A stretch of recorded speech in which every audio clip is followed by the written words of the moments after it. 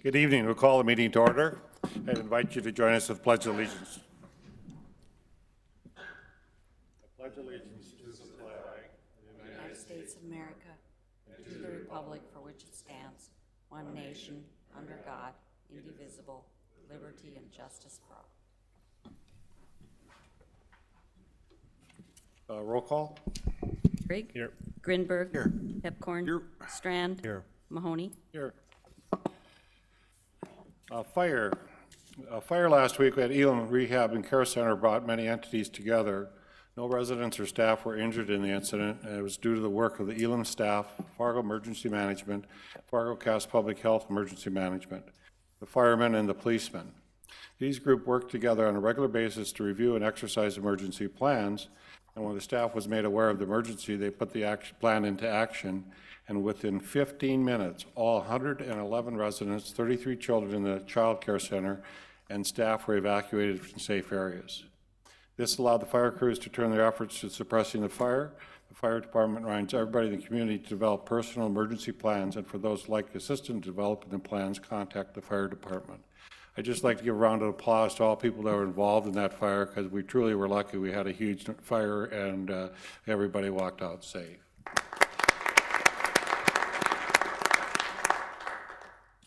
So then Fire has some other plans they're doing. They had 10 Fargo firefighters participate in a peer support training program. Those who complete the training now will have the knowledge and skills to provide support to their peers and the basic understanding of common behavioral health issues affecting the fire service. Can serve as a bridge to community resources or behavioral health treatment when indicated, and are able to build and enhance peer support groups throughout the department.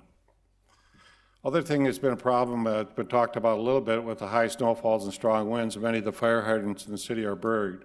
It is important that the firefighters are able to quickly access hydrants in order to limit the spread of the fire. At two recent fires, the department used hydrants in their efforts to extinguish the fires, and those hydrants were readily accessible because the homeowners and business took the extra few minutes to clear the snow around them. The fire department asked residents and businesses to clear the hydrants near their homes and business and provide full access to the side of the hydrant that is closest to the street. Chief would like you to use your snowblower or shovel to start from the street and just get to the hydrant. Although there is an Adopt a Hydrant program in West Fargo, it seems to me that they've really had only about 10% of their hydrants adopted. So the reality is we would ask for the public to help out, because that's probably the best way. And if not, Tony, you'll go over and help out? Yeah? Okay. Okay, small fee. Health. In early January, the North Dakota Department of Health reported a sharp increase in influenza activity across the state and issued a reminder to residents that it's not too late to get the flu shot. The flu shot is available at the Fargo Cass Public Health for residents aged 6 months and older. Permits. Permits are required for most type of construction projects, including building, mechanical, plumbing, and electric work. There are some exceptions for building work, such as when the work includes only cabinetry fixtures, wall finishes, sheds, or deck not exceeding 120 square feet. If any work requires a permit, all work must be included in the permit, even if it is on the exempt list. All gypsum and framing work requires a permit, and even though a permit may not be required, it is required that all work complies with codes and ordinances. All types of construction and earth-moving work on the floodplain requires a review and a permit. There are zones in the Land Development Code that run along the rivers and drains. The three zones generally do not allow any work or any disturbances, but there are some exceptions. Finally, the Fargo Housing Authority has submitted an application to HUD to dispose of the last of its high-rise, and a response is expected in 60 days. After approval of the disposal, FHA will apply for housing vouchers and then assist the relocation of the high-rise tenants in other housing. There are 247 units in the high-rise, and its estimated relocation efforts may take about 18 months. Commissioner Grinberg will have HUD here next week, and we will have a discussion about that and see how else we can help to expedite that project. Is there a motion to approve the order of agenda? So moved. Is there a second? Second. All those in favor say aye. Aye. Aye. Is there a motion to approve the minutes of the January 13, 2020 regular meeting and the January 14, 2020 special meeting? So move. Second. Any discussion? All those in favor say aye. Aye. Aye. Is there a motion to approve the consent agenda items 1 through 27? So moved. Is there a second? Second. Moved and seconded. Roll call vote, please. Grinberg? Aye. Gehrig. Yes. Pepcorn. Aye. Strand. Mahoney. Aye.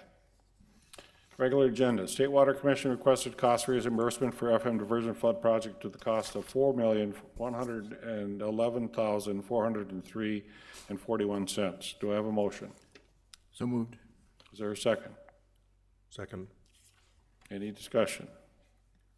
Roll call vote, please. Grinberg. Aye. Strand. Yes. Gehrig. Yes. Pepcorn. Aye. Mahoney. Aye. Item 30, we'll wait on public hearing until 5:15. A letter from the city attorney on behalf of Commissioner Gary proposing elimination of firearm and ammunition sales as a prohibited home occupation from the Land Development Code. Commissioner Gary, you want to take a shot at it, or you want Eric to explain? Sure, I'll start. So I got contacted by a couple of residents pointing out that they were reapplying for their FFL, so Federal Firearms License, in the city of Fargo, and it was denied for another reason, that the city of Fargo prohibits this kind of business to take place in their homes. So I called Eric, and I was curious, and just to find out why it was written that way in the law. He had a short explanation. In the mid-'90s, we had our rewrite of the LDC. This was kind of boilerplate, or it was kind of standard at the time to put this type of restriction in. There was, in the letter, it said in 2001 it was implemented. But what I'm asking for, I guess, today is that we get that good reason for that. What we're basically prohibiting people to do a business out of their home that's otherwise illegal. And if there's no good reason for it, then I think we should get rid of it. But I think we should push it back to planning, see if there is good reason, let them have that discussion, let them have that public debate. Residents can come in for or against it and be heard, and then they can come back to us and we can say, well, either they had good reason or they didn't, and then we can take a vote at that point. And if Eric has anything to add to that. No, I think Eric that's, Johnson, you want to explain this? no, I think that's a very appropriate explanation. I'd just add that with the Land Development Code, sort of unlike all the rest of our city ordinances, the Land Development Code being zoning sort of goes through the Planning Commission for a recommendation, a public hearing and a recommendation. And so the suggested motion that put before you is simply to sort of send this back to the planning staff, and they'll work up an appropriate report and put something ultimately in front of the Planning Commission, and then from there a recommendation to the City Commission. Mr. Grinberg. Mr. Chairman and Eric, I certainly intend to support Commissioner Gehrig's proposal here. My question for you is, any comments on how this supersedes state law?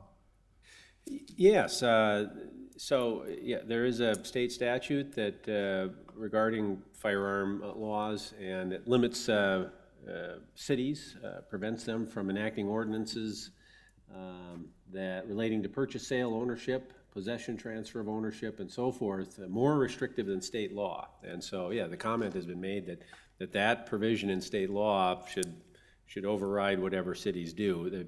There's another sort of body of law that indicates that zoning laws are not directly restricting firearm sales, it's restricting your use of the home, and been case law that supports the idea that cities have the authority to regulate uses of in zoning laws, whether it be commercial or residential. In this case, it's residential, and so it's not at odds with a restriction like this. Particularly a case out of, I think it's Kentucky, that says that. So there's some reasoned analysis that provides that, but again, you may end up in your wisdom deciding that you want to sort of adhere more closely to what the state law provides. Well, Commissioner Gehrig's efforts, I've had calls from a couple legislators saying that this doesn't make sense, so I think it's the right thing to do. So I'll make the suggested motion, and if there's more comment, absolutely. Second. I'll run through planning, come up public recommendation and such. Commissioner Strand. Thank you. Eric, could you explain to us, what does a federal firearms license mean? I don't know that much about it, other than in order for people to work, whether it's out of their home or out of a commercial area where they're selling or transferring ownership of firearms, they need a permit from the ATF, Alcohol, Tobacco, and Firearms Division of federal government. I could take a whack at it. Commissioner Gehrig. Yeah. So, if you, let's say, order a rifle online at 22 for your kid for his birthday or something like that, they cannot just mail that to your home. There has to be a background check that has to be made available to you. So some people will go to Fleet Farm and have it sent there, or Shields, or whatever business. Usually, in many cases, those are more expensive than, say, someone who has it operating out of their home. So in the past, I have ordered a 22 rifle, had it sent to someone in Moorhead, who was a license holder. I went there, I filled out the paperwork, he calls the ATF and the FBI and all those background checks that are done. They say, yep, he's not a criminal, and you can then purchase the weapon. You pay them a small fee, you've already paid for the weapon. If you didn't pass that check, they would send that weapon back to whoever you bought it from, and you get reimbursed that way. They're also allowed them to sell ammunition, sell new guns, things like that. For the vast majority of people who operate these out of their homes, they don't have a big stockpile of weapons. They usually just do these transfers because it's a very easy way for them to, make a little extra money. Mr. Chairman, I have a question. Mr. Pepkern. So hypothetically, right now, if people sell like a gun on the internet, technically they're violating the law if they're doing that in Fargo, or are they following the law? I guess that's my question for Eric. I would have to study that question. I don't know the boundaries of what's legal and unlawful with respect to federal gun laws. And so with planning being involved, I think I'd like to have law enforcement being involved in it too. And the main comment I'll have is I would not be comfortable having a gun store in my neighborhood.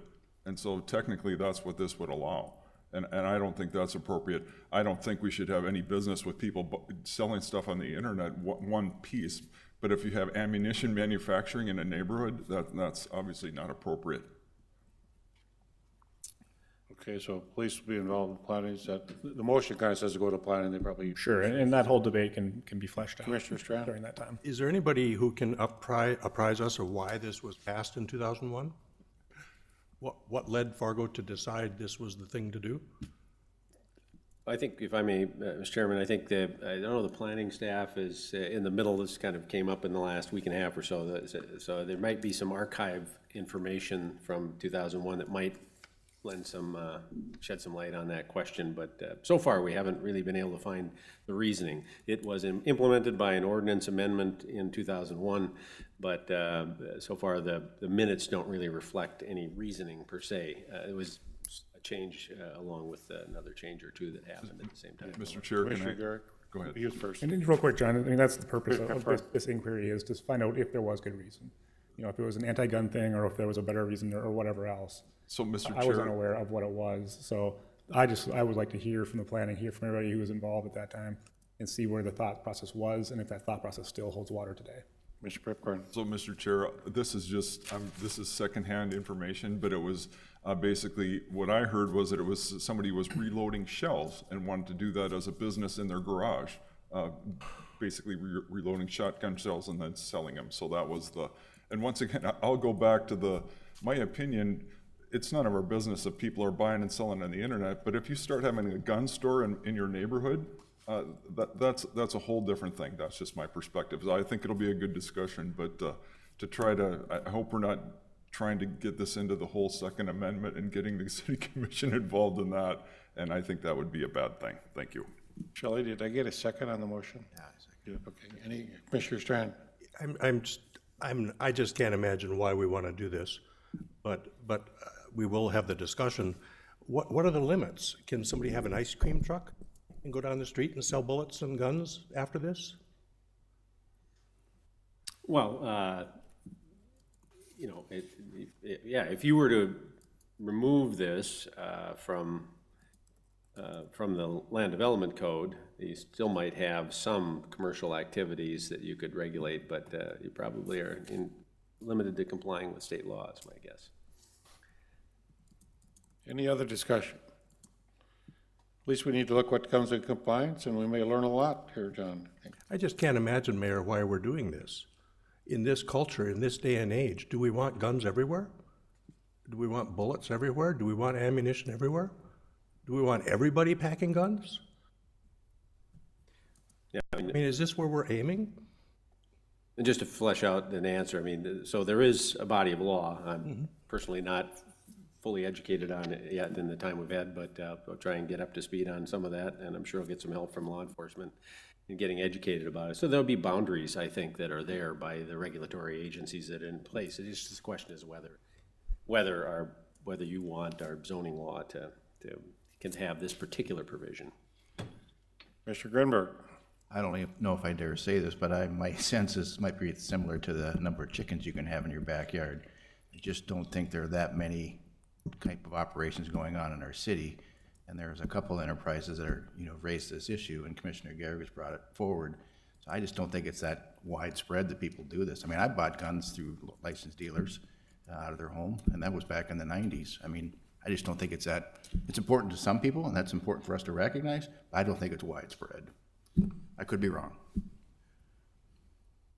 Any other discussion? Roll call vote, please. Gehrig? Yes. Grinberg? Aye. Strand? No. Pepcorn? No. Mahoney? Aye. Public hearings, continued, number 1A and B are both continued, 1 to 2/24/20 and 1 to 2/10/20. Can I take them both at the same time? Yes, move to continue both. Is there a second? Second. Any discussion? Roll call vote, please. Grinberg? Aye. Gehrig? Yes. Strand? Yes. Pepcorn? Aye. Mahoney? Aye. Item 31, applications for property tax exemption for improvement made to building. Do I have a motion? I so move. Is there a second? Second. Any discussion? Roll call vote, please. Pepcorn? Aye. Gehrig? Yes. Strand? Yes. Grinberg? Aye. Mahoney? Aye. Are there any other discussion items? Motion to adjourn? I so move. Second. Second. All those in favor say aye. Aye. I just beat your record, didn't I, Steve? 16. Been had so much discussion about guns that we would have been done early.